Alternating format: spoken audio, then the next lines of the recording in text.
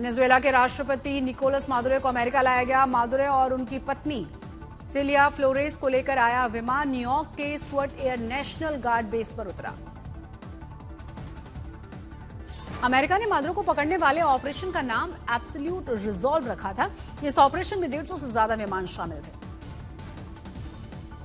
America के joint chiefs of staff के chairman के मुताबिक निकोलस मादुरो की एक्टिविटी पर काफी समय से नजर रखी जा रही थी। मादुरो को अब अमेरिका में कानूनी कार्रवाई और पूछताछ का सामना करना पड़ेगा। अमेरिकी प्रशासन के मुताबिक उन पर ड्रग तस्करी और संगठित अपराध को अंजाम देने का आरोप। ट्रंप ने कहा कि जब तक वेनेजुएला के हालात ठीक नहीं हो जाते तब तक देश को अमेरिका ही चलाएगा। इसके लिए खास टीम बना दी गई है। मादुरो को पकड़ने के बाद ट्रंप ने कहा वेनेजुएला में अब पुराना सिस्टम दोबारा नहीं चलने दिया जाएगा।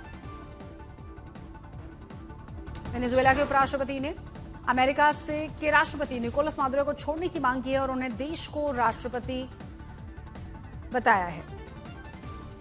वेनेजुएला के उपराष्ट्रपति रॉड्रिगेज का बयान, बोली वेनेजुएला कभी भी किसी राष्ट्र का उपनिवेश नहीं बनेगा। एलन मस्क ने वेनेजुएला में सफल ऑपरेशन के लिए राष्ट्रपति ट्रंप को बधाई दी। लिखा, यह पूरी दुनिया के लिए एक जीत है, हर जगह मौजूद तानाशाहों के लिए साफ संदेश। न्यूयॉर्क सिटी के मेयर ममदानी ने अमेरिकी कार्रवाई को एक्ट ऑफ वॉर बताया। कहा, किसी संप्रभु देश पर अकेले हमला करना युद्ध जैसा कदम और अंतर्राष्ट्रीय कानून का उल्लंघन। अमेरिकी स्ट्राइक पर बोले, ग्लोबली बवाल हुआ, दो धड़ों में बंट गई है दुनिया। किसी ने समर्थन किया तो किसी ने खुली जंग को चेताया। चीन ने वेनेजुएला के खिलाफ अमेरिका की कार्रवाई की कड़ी निंदा किया। कहा, किसी देश और उसके राष्ट्रपति के खिलाफ ताकत का इस्तेमाल करना पूरी तरह गलत। रूस के विदेश मंत्रालय ने वेनेजुएला के खिलाफ अमेरिका की कार्रवाई की कड़ी निंदा की। सशस्त्र हमला बताया और कहा, इससे हालात और ज्यादा बिगड़ेंगे। दिल्ली में लगातार कोहरे के कारण येलो अलर्ट जारी। आने वाले दिनों में मध्यम से घना कोहरा होने की संभावना। मौसम विभाग के मुताबिक 4 जनवरी से 7 जनवरी के बीच कुछ इलाकों में शीतलहर की संभावना। सामान्य से 2 डिग्री कम दर्ज किया गया तापमान। जनवरी की शुरुआत से सिक्किम में जमकर बर्फबारी। खूबसूरत वादियों के बीच स्नोफॉल का लुत्फ उठा रहे हैं सैलानी। सड़कों और पेड़ पौधों पर जमी बर्फ की मोटी परत, बर्फ के श्वेत श्रृंगार से ढकी जमीन। पूर्वी सिक्किम में प्रशासन ने नाथुला बाबा मंदिर और चांगू से पर्यटकों को जगह खाली करने के निर्देश दिए। भारी बर्फबारी से जल्द ही बंद हो सकते हैं रास्ते। जम्मू कश्मीर की वादियों में बर्फबारी के बाद शानदार हुआ माहौल। सैर सपाटे के लिए पहुंच रहे सैलानियों को कुदरत की सौगात। गुलमर्ग और सोनमर्ग जैसे इलाकों में 1 फीट से ज्यादा पड़ चुकी है बर्फ। स्कीइंग और स्नो स्पोर्ट्स का लुत्फ उठा रहे हैं लोग। गुलमर्ग में संपन्न हुआ सीजन का पहला स्कीइंग कोर्स। बर्फबारी के बीच हुनरबाजों ने किया कला का प्रदर्शन। देश भर से आए लोगों ने लिया हिस्सा। जम्मू कश्मीर के भद्रवाह घाटी के ऊपरी इलाकों में पहाड़ों पर दिखाई दी बर्फ की सफेद चादर। तापमान 0 से नीचे जाने की वजह से कई जल स्रोत जमे। श्रीनगर में कड़ाके की ठंड के बीच लगातार पहुंच रहे सैलानी। डल झील के किनारे सैर करने वालों की भीड़।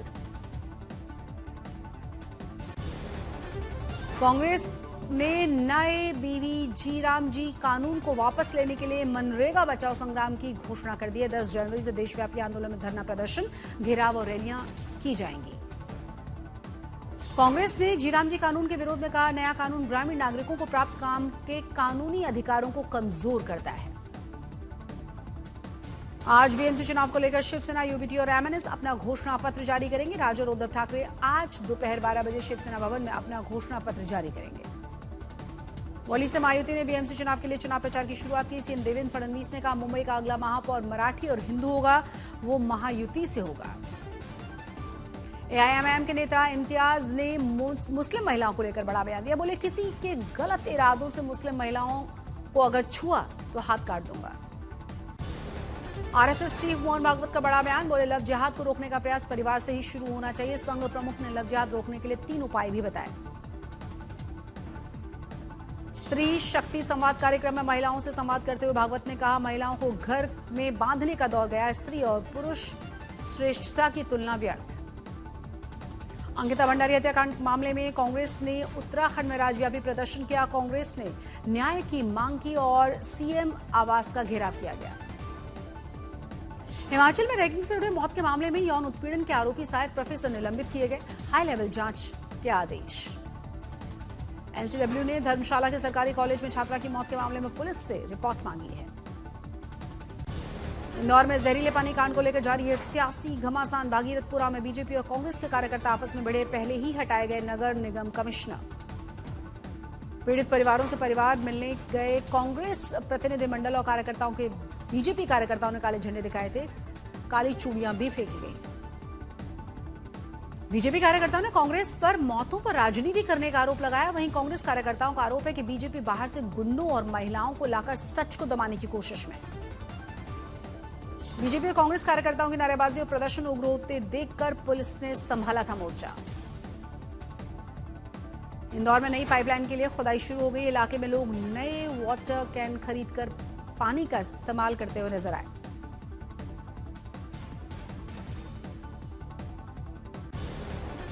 सरकारी ऑर्डर की कॉपी में खुलासा, वाटर पाइपलाइन प्रोजेक्ट लंबे समय से लंबित पड़ा हुआ था। दूषित पानी पर कांग्रेस के नेता सज्जन सिंह वर्मा ने कहा, हालात बेहद खराब है। शहर में पानी के टैंकों में मिट्टी और गंदगी जमा है। प्रभावित परिवारों को 1 करोड़ रुपए का मुआवजा देने की मांग की गई। सज्जन सिंह वर्मा ने आगे कहा, राहुल गांधी आएंगे और पार्टी पूरी तरह संवेदनशील है। प्रदेश अध्यक्ष जीतू पटवारी लगातार संपर्क में है और जल्द कार्यक्रम तय किया जाएगा। दूषित पानी मामले पर कांग्रेस का एक और ऐलान, कांग्रेस पूरे प्रदेश में बीजेपी नेताओं के घरों के बाहर घंटी बजाकर विरोध करेगी। इंदौर दूषित पानी मामले में करनाल में केंद्रीय मंत्री मनोहर लाल ने कहा, ये बहुत ही दुखद है। प्रदेश सरकार को जिम्मेदारी तय करनी चाहिए, ऐसी लापरवाही दोबारा ना हो। पूर्व मिदनापुर के भूपति नगर में बीजेपी कार्यकर्ताओं के घर पर हमला, घरों में तोड़फोड़ और लूटपाट की गई। महिलाओं के साथ छेड़छाड़ का भी आरोप है। शुभेंदु अधिकारी ने कार्रवाई की मांग की है।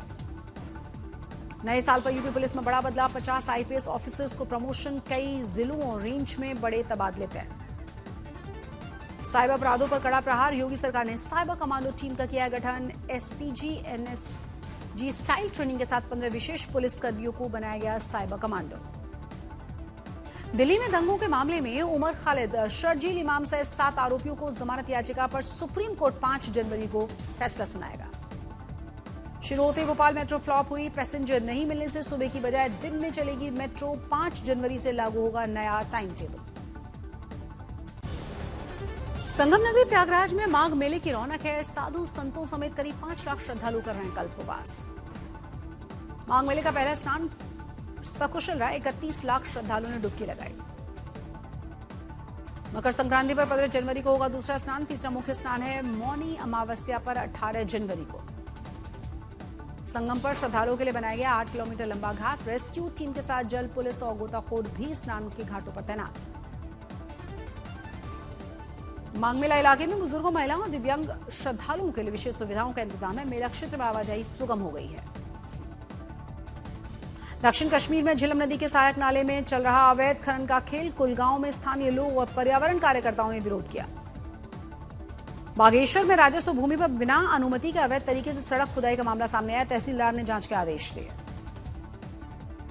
नई दिल्ली रेलवे स्टेशन पर रेल मंत्री अश्विनी वैष्णव पहुंचे। देश की पहली वंदे भारत स्लीपर ट्रेन की समीक्षा की। दिल्ली विधानसभा में अटल जी और मदन मोहन मालवीय के तैलचित्रों का अनावरण किया गया। राजनाथ सिंह ने संबोधन भी दिया। कार्यक्रम में दिल्ली के मुख्यमंत्री रेखा गुप्ता और विधानसभा अध्यक्ष विजेंद्र गुप्ता भी मौजूद थे। सभी नेताओं ने दोनों ही महान नेताओं के योगदान को याद किया। बीएसएफ को मिले जांबाज रंगरूट। जम्मू कश्मीर में बीएसएफ के सहायक प्रशिक्षण केंद्र में आयोजित हुए रंगरूटों की भव्य पासिंग आउट परेड। न्यूजीलैंड के खिलाफ वनडे सीरीज के लिए टीम इंडिया का ऐलान। श्रेयस अय्यर की वापसी, बने उपकप्तान। शुभमन गिल भी पूरी तरह से फिट है, संभालेंगे कप्तानी की जिम्मेदारी। केएल राहुल के साथ बतौर विकेट कीपर ऋषभ पंत की भी टीम में वापसी। फिर देखने को मिलेगा रोहित शर्मा, विराट कोहली की बल्लेबाजी का जलवा। हार्दिक पांड्या को वर्कलोड मैनेजमेंट के तहत रखा गया। बाहर मैच में 10 ओवर फेंकने के लिए नहीं मिला ग्रीन सिग्नल। 3 वनडे मैचों की सीरीज 11 जनवरी से शुरू हो जाएगी। पहला मुकाबला है वडोदरा में।